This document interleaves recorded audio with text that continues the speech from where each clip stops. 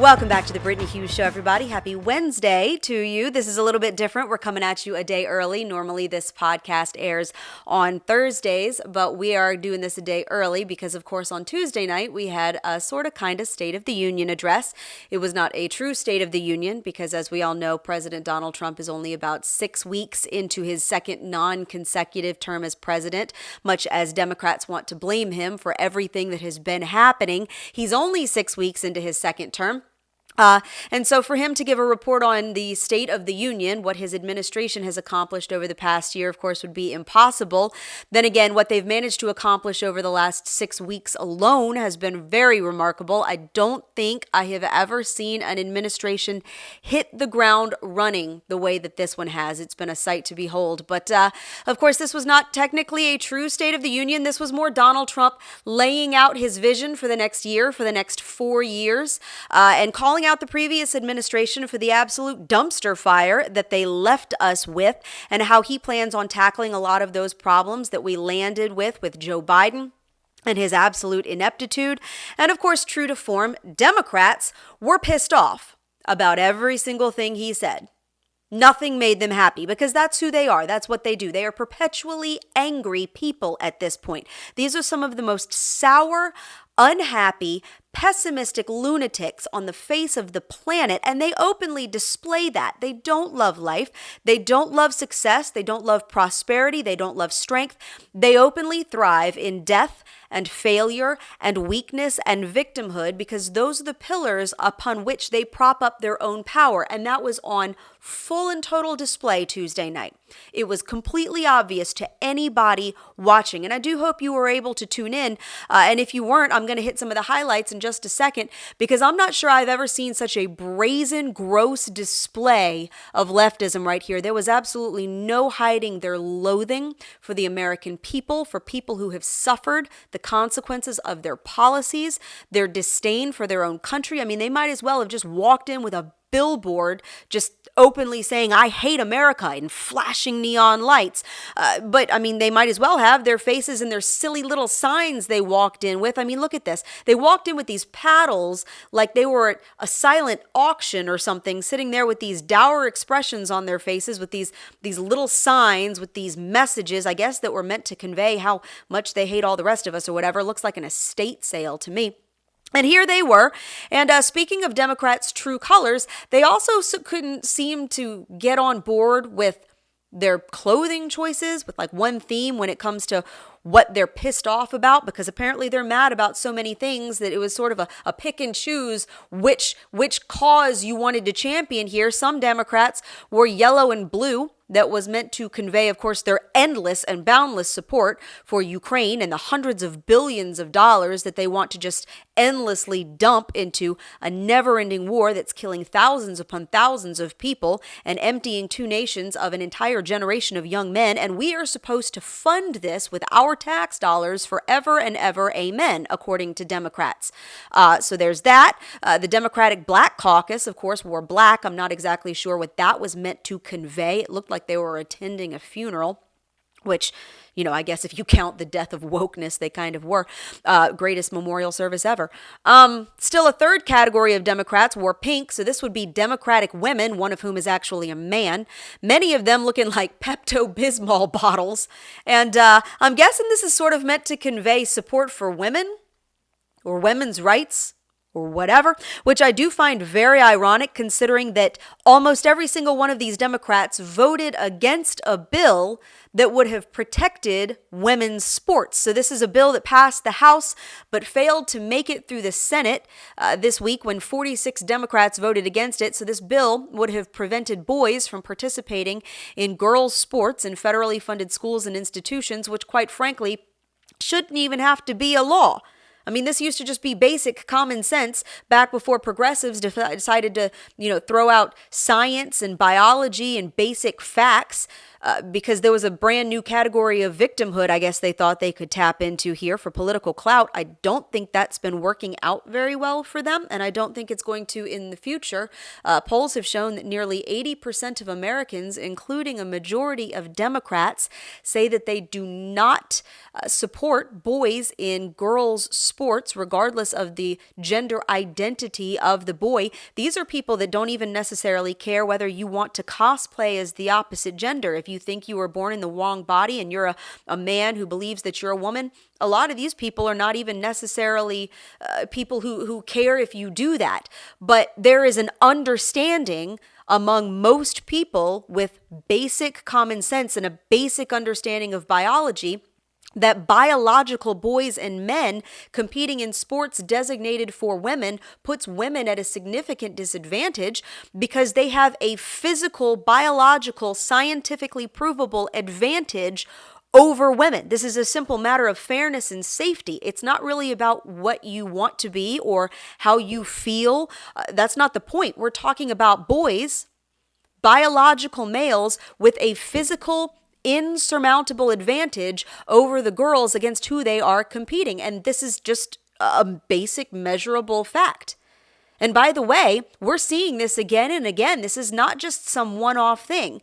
Boys invading girls' sports, boys taking over girls' sports, girls getting physically hurt trying to compete against boys that have invaded their sports. This is not something that is just every couple of 3 years we see a situation crop up. This is becoming a nearly daily occurrence somewhere in your town, USA, coming to a high school near you. Just recently, we had an example of a boy who believes that he is a girl absolutely obliterating his female competitors at a high school track meet when he performed a triple jump that was 8 feet beyond his nearest female competitor. So this is A.B. Hernandez. He's a boy who believes he's a girl. He runs track and field on the girls' team for Jurupa Valley High School in California, because of course. And during a high school track meet last week, he took first place in the high jump, the long jump, and the triple jump, where he clocked in at 40 feet, a half an inch. So this triple jump performance was a whopping 8 feet further than his next runner-up, which was a female athlete who would have otherwise come in first place. And actually, if you watch video of this event, you can audibly hear the crowd completely stunned at both the length of this guy's jump, but also the unfairness that they were witnessing in front of their own eyes. Check this out.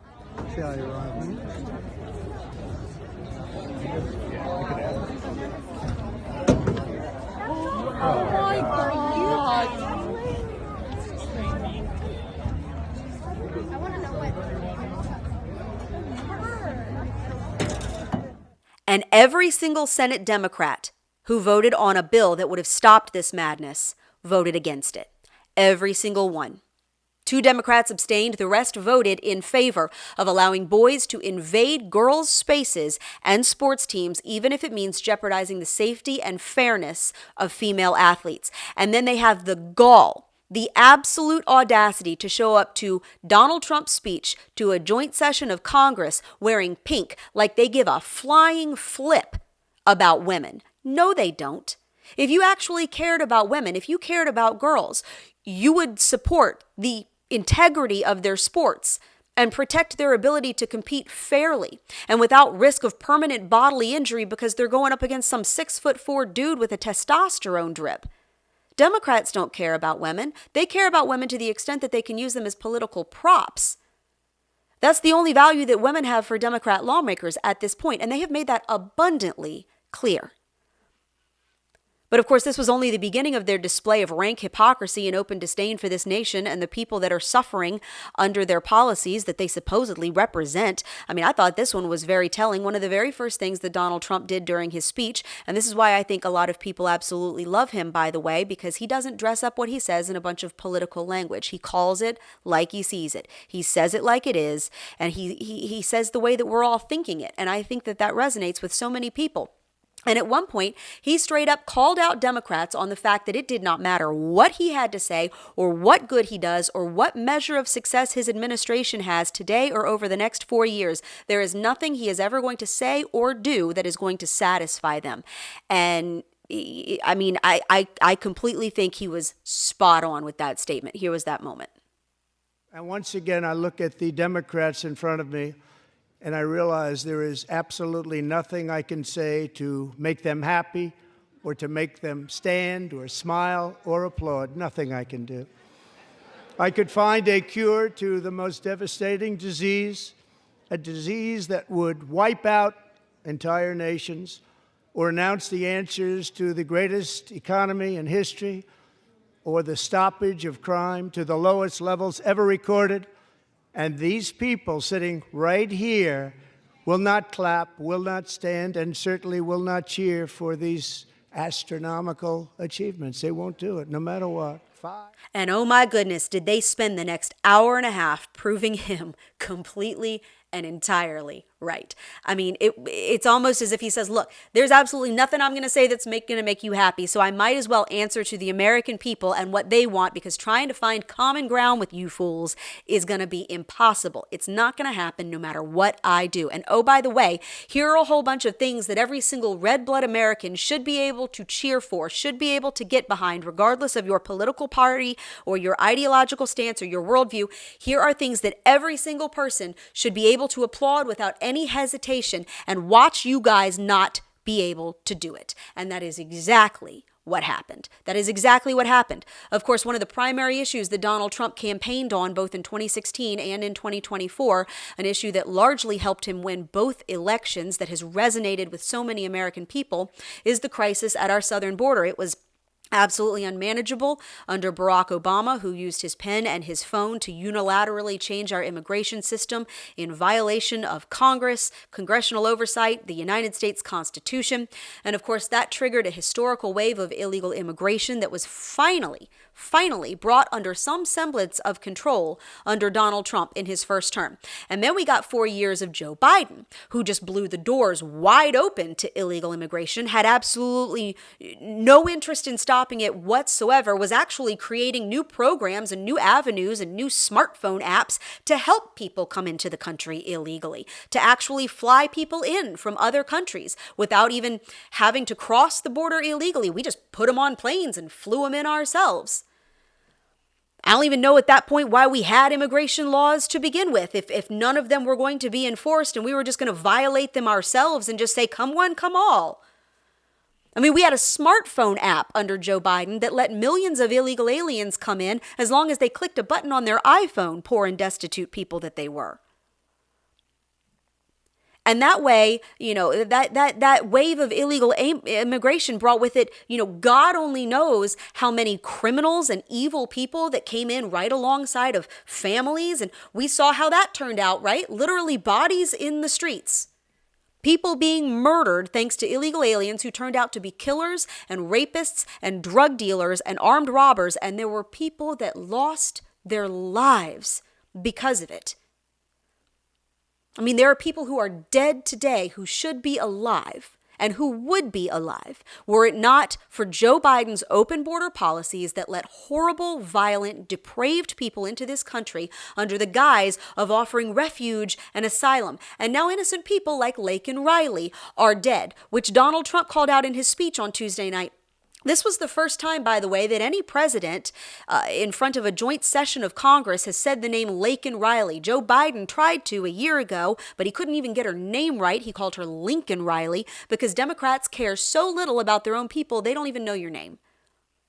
They don't even know your name. They don't even know your name when they need to know your name, when they're trying to say your name. They know every single convicted criminal who's ever been shot by the cops. That's like a Rolodex in their brain. But this young lady who was murdered by an illegal alien who tried to sexually assault her while she was simply out for a morning jog on her own college campus where she should have been safe, Biden couldn't even get her name right. But Donald Trump did. He did. And he brought her family as guests to this address, and he honored them as a family that lost their daughter to a violent, deranged, lunatic criminal who was allowed into this country because our federal government refused to do its job and refused to protect its own people. And that family is owed respect, and I would dare say an apology from the vast majority of people who are sitting in that room on Tuesday night. Policies have consequences, real-world consequences for real people. And I don't care what your stance is on immigration, okay? I don't care how many migrants you think we should let in on a daily, monthly, yearly basis. I don't care how much money you think that we should dump into resources for illegal aliens who shouldn't even be here and are living here in violation of our law. I don't care if you have lost your mind entirely and don't think we should even have a border in the first place, okay? We can debate all of that stuff. I think you're wrong. I can tell you why you're wrong.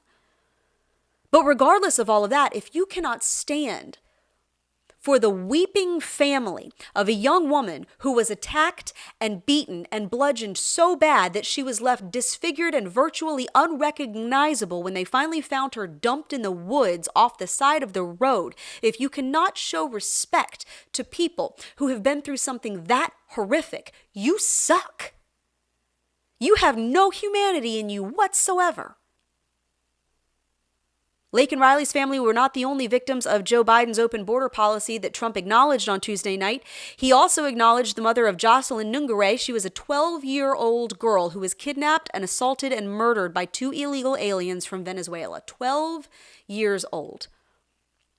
Trump also brought her family to this address on Tuesday night, and he honored Jocelyn by presenting her mother with an executive order that he had just signed that renamed a wildlife refuge after her because she loved animals. Here was that very touching moment. Alexis, I promised that we would always remember your daughter, your magnificent daughter, and earlier tonight I signed an order keeping my word to you. One thing I have learned about Jocelyn is that she loved animals so much. She loved nature.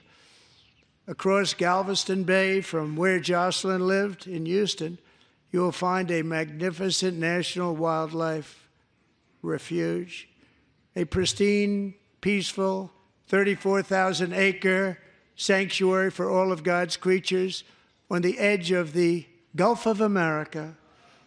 Alexis, moments ago, I formally renamed that refuge in loving memory of your beautiful daughter, Jocelyn. So, Mr. Vice President, if you would, may I have the order?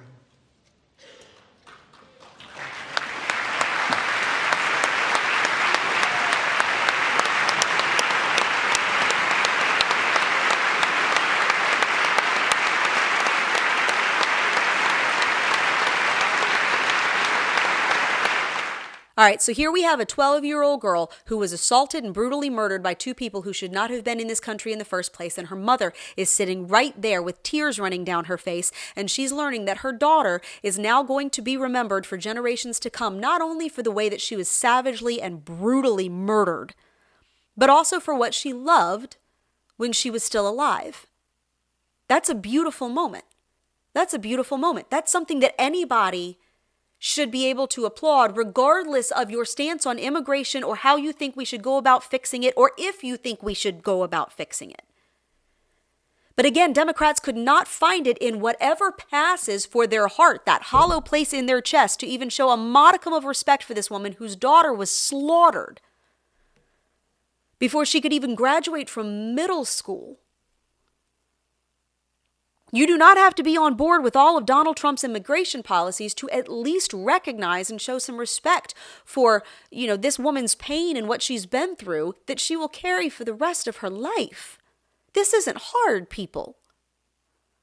And the reason it's so important to point out all of these stories, as Trump did in front of Congress and in front of the world, is because, again, policies have consequences. The executive orders that a president signs and the laws that Congress passes and the money that they dump into all of these departments and these agencies and programs, the choices that they make with what to do with our money and our borders and our military. These are not just things that, are done in some building in D.C. in a vacuum so that these people can get 15 minutes on CNN or, a soundbite on Twitter, and that's it. They have real world consequences for real life people. Joe Biden could just sit there, cranking out all kinds of smartphone apps for millions of people to come rolling in hot to the United States without background checks or proper documentation or even an ID saying what their name is or whether they're even related to the 4 kids that they dragged across the border with them. And if that person happens to be a violent rapist who likes murdering little girls, that didn't amount to a hill of beans for Joe Biden, because he's sitting in the White House surrounded by taxpayer-funded security. But Lake and Riley and Jocelyn Nungare didn't have that. His policies contributed to their deaths, and there was nothing that they could do about it. And it is important, imperative, that members of Congress have to come face to face with the consequences of the crap they do and the policies they support. People matter. People matter. Or at least they're supposed to. Democrats certainly don't think so. I mean, by this point in the speech, a handful of them had already stormed out of the room, and they all had shirts on them that read "resist" on the back. So you know that all of this was a pre-planned stunt. This entire thing was a circus for the cameras. Their little paddles, Al Green standing up and waving his cane like a lunatic and refusing to sit down and shut up, and finally forcing Speaker Mike Johnson to get security involved and physically manhandle him out of the room. All of it is just a publicity stunt. None of that is genuine. None of it. But for those who did stick around, they ended up proving that it is possible, in fact, for rock bottom to have a basement. This may have been the absolute worst one of all. Not only to Democrats, not only did they refuse to stand up for victims of illegal alien crime and weeping mothers whose daughters were assaulted and murdered by evil men, so much for caring about women, again, right? We see how well that plays out. Not only do they refuse to stand for the widow of a New York City police officer who was gunned down by 2 convicted criminals with rap sheets longer than a CVS receipt. They did that too. Because remember, Democrats love criminals. If they didn't, they wouldn't be passing laws all over this country that lessen the penalties for crime and elect district attorneys that refuse to prosecute criminals and make it easier to allow criminals to be released from prison back onto the street. They certainly wouldn't be refusing to cooperate with federal immigration officials who want to take custody of criminal aliens for deportation proceedings. I mean, look, if you want to make the argument that otherwise non-criminal illegal aliens whose, only crime technically is being here illegally, which is a crime and does make you a criminal, by the way, but maybe who otherwise haven't raped or murdered anybody or T-boned somebody at a stop sign because they were drunk as a skunk or, robbed a bodega or whatever, to make the argument that maybe, some of them should have a pathway to legalization, that we can debate. I can tell you why I think that's a bad idea. You can tell me why you think that's a good idea, but that's one thing.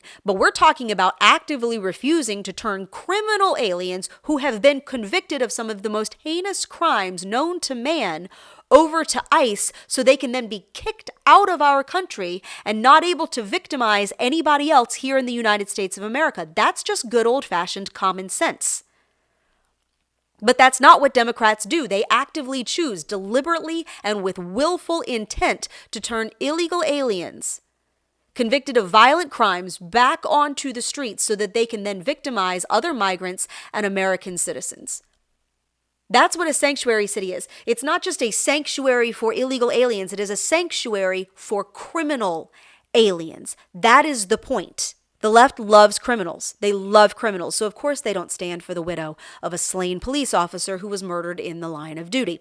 Not only that, but I think this one here really takes the cake. At one point in this speech, and probably what was the most nonpartisan thing that happened during the entire, almost 2 hours of this event, Donald Trump acknowledged a young man named DJ Daniels.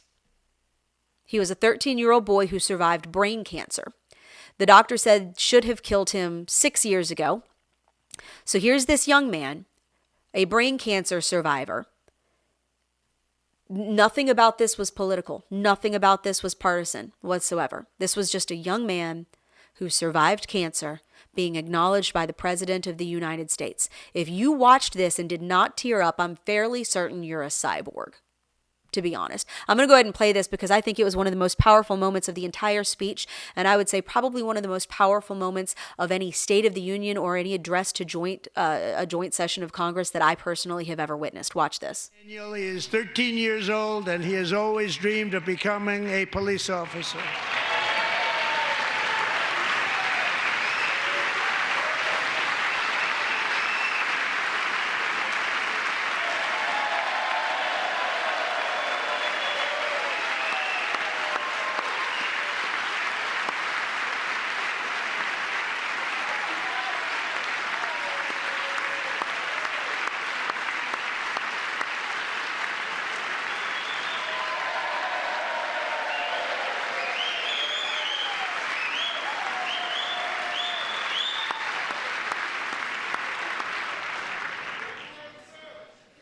But in 2018, DJ was diagnosed with brain cancer. The doctors gave him 5 months at most to live. That was more than 6 years ago.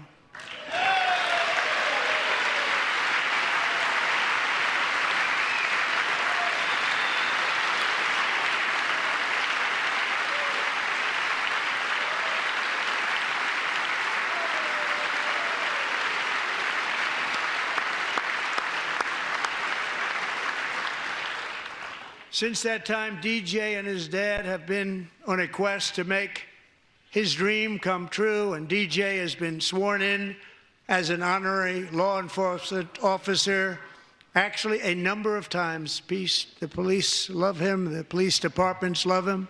And tonight, DJ, we're going to do you the biggest honor of them all.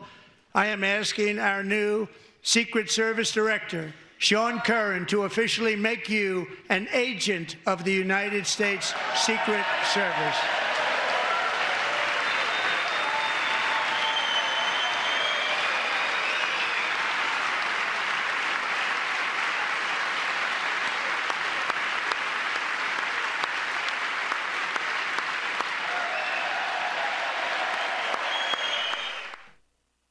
That is so beautiful. That is so wonderful. I mean, there was nothing political about this whatsoever.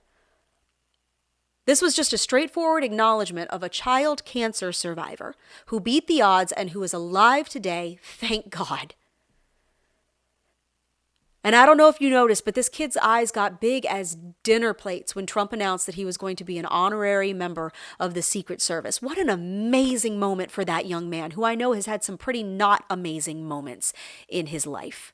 I mean, this is a young man who has been through more struggles and more trials and more pain than many of us will ever face in our lifetime, and he's only 13 years old. And here he is realizing a dream in front of the entire world, who should be cheering him on. In unison. There's no reason not to.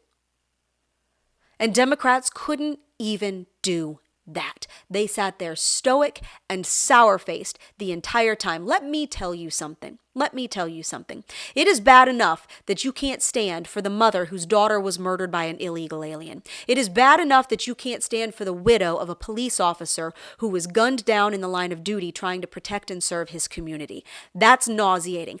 I get you don't like Donald Trump. I get that. You don't want to cheer for his tariff plan? Fine. You don't want to cheer for his immigration plan? Fine. You don't want to cheer for drill, baby, drill? Fine. Finding and eliminating government waste? Fine. I think you should. I think you should be able to cheer for things that make America stronger and safer and more accountable to its people. But whatever. He's a Republican. You're Democrats. You think things should be done differently. I get it. That's politics. But if you can't stand and applaud the completely nonpartisan, non-political acknowledgement of a child cancer survivor, then you have sacrificed whatever humanity you may have once possessed on the altar of politics. If you can't applaud this, then as far as I am concerned, you have shown me and everyone else exactly who you are. And there is nothing you can say that can undo that. This was unreal. And it's amazing because out of all of this, all of the victims of illegal alien crime, the widows of dead police officers. I mean, Trump brought a young woman who was left partially paralyzed after being struck in the face with a volleyball spiked by a gender-deluded dude who was allowed onto the girls' team at her high school. All of these people that have been so negatively impacted by all of these insane left-wing policies that have left so many people unsafe in their own neighborhoods and their own communities and their own schools and their own locker rooms. You know, after snubbing even a child cancer survivor, do you know the one thing that Democrats did applaud for after all of that? When Trump called out the Biden administration for signing off on tens of billions of dollars in aid for Ukraine for an endless war that has left thousands of people dead and no end in sight and no plan on how to stop it. That's what Democrats cheered for, the one thing they applauded. Endless piles of body on a battlefield with no clear objective, all funded by our money while our people struggle to pay their groceries. I mean, it's just, if that doesn't tell you everything you need to know, I don't know what does. Because Democrats love death. They love death, whether it's a murdered college student dumped in a ditch on the side of the road or a cop shot dead by a convicted criminal and left next to his squad car, or thousands of Ukrainian and Russian young men riddled with bullet holes. If they can profit off of it or use it for political posturing, it is no skin off their nose because they have security details and gates in front of their houses, so what do they care? And on Tuesday night, they showed us with absolutely no false veneer or pretense exactly who they are. I mean, it was clear as day. Couldn't have been more obvious. If you haven't already, there's a lot more to this speech. There was a lot more about, Trump's plan for the next 4 years, about American exceptionalism, realizing the American dream, ways that his administration plans on helping make that happen. I do highly encourage you to go back and watch the whole entire thing. It was a long speech, okay? It went very late, so I know maybe you didn't see it or you didn't see all of it, but I would encourage you to go back and watch it in its entirety because, frankly, it's impossible to get to absolutely everything here in this podcast, unfortunately. But for today, that's the Brittany Hughes Show. I hope you'll join me back here next Thursday. We'll be back on our regular schedule. In the meantime, head over to Apple Podcasts, hit the subscribe button on the Brittany Hughes Show so you won't ever miss an episode. You can also subscribe to the Newsbusters podcast with Tim Graham on Mondays, Wednesdays, and Fridays. I will tell you this right here, this right now would be a fantastic week for you to go subscribe to the Newsbusters podcast because the media meltdowns over this speech have already been absolutely epic. It's fantastic. So make sure you go over there and listen to that one with my buddy Tim Graham over from Newsbusters. I will see you guys back here next Thursday. In the meantime, I hope you have a fantastic week and a blessed weekend.